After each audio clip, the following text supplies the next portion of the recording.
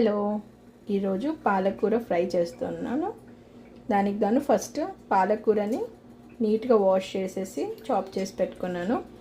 దాంట్లోనే మెంతం కూర కూడా యాడ్ చేశాను. మళ్ళీ కొత్తిమీర అండ్ పుదీనా కూడా, ఇవన్నీ లీవ్స్ యాడ్ చేసి కట్ చేసి పెట్టుకున్నాను. ఇప్పుడు ఇంకా ప్రాసెస్ చేద్దాం. ఫస్ట్ పాన్ పెట్టుకొని ఆయిల్ వేసుకుని స్టవ్ ఆన్ చేసుకొని ఆయిల్ వేడెక్కింది. జీలకర్ర, ఆవాలు, ఎక్కువ ఉల్లిపాయలు,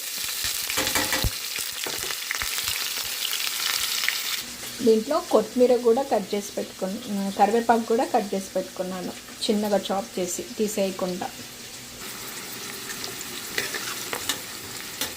ఆనియన్స్ ఇలా మగ్గుతుండగానే పసుపు, ఉప్పు, జీలకర్ర పొడి, ధనియాల పొడి, ఇది జీలకర్ర మెంతుల పొడి, ఇవన్నీ ఫస్ట్ వేసేసుకున్నాం. దీంట్లో వేసేసి మంచిగా ఫ్రై చేసేద్దాం.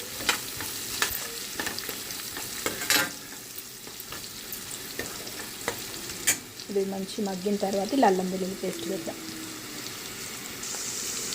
ఆనియన్స్ ఫ్రై అయిపోయినాయి. ఇప్పుడు ఇంకా దీంట్లో జింజర్ గార్లిక్ పేస్ట్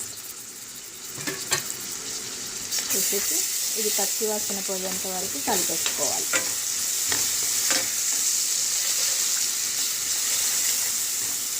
ఇది ఇంకా ఇప్పుడు ఇది పచ్చి వాసన పోయిన తర్వాత అల్లం వెల్లుల్లి పేస్ట్ మనం కట్ చేసి పెట్టుకున్న అన్ని ఆకుకూరలు ఇందులో వేసేసేద్దాం. ఇలా అల్లం వెల్లుల్లి పేస్ట్ వేసే బదులు కూడా నార్మల్గా ఓన్లీ వెల్లుల్లి ఎక్కువ దంచి వేసుకున్న పాలకూర ఫ్రైలో బాగుంటుంది.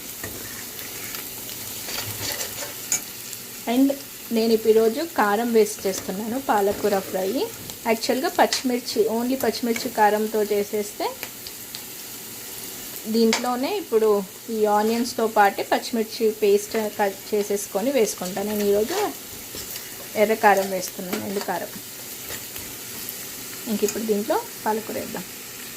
పాలకూర వేసాను. పాలకూర, కొత్తిమీర, పుదీనా, మెంతం, కరివేపాకు అన్నీ వేసేసి ఇది మూత పెడితే ఇదే మగ్గిపోతుంది కిందికి.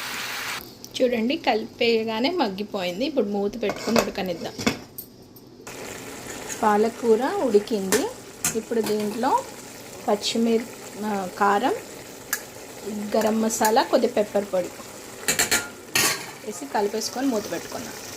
చూద్దాం, అది ఆల్మోస్ట్ అయిపోయింది. అది రెడీ. ఎమ్మి పాలకూర కర్రీ రెడీ.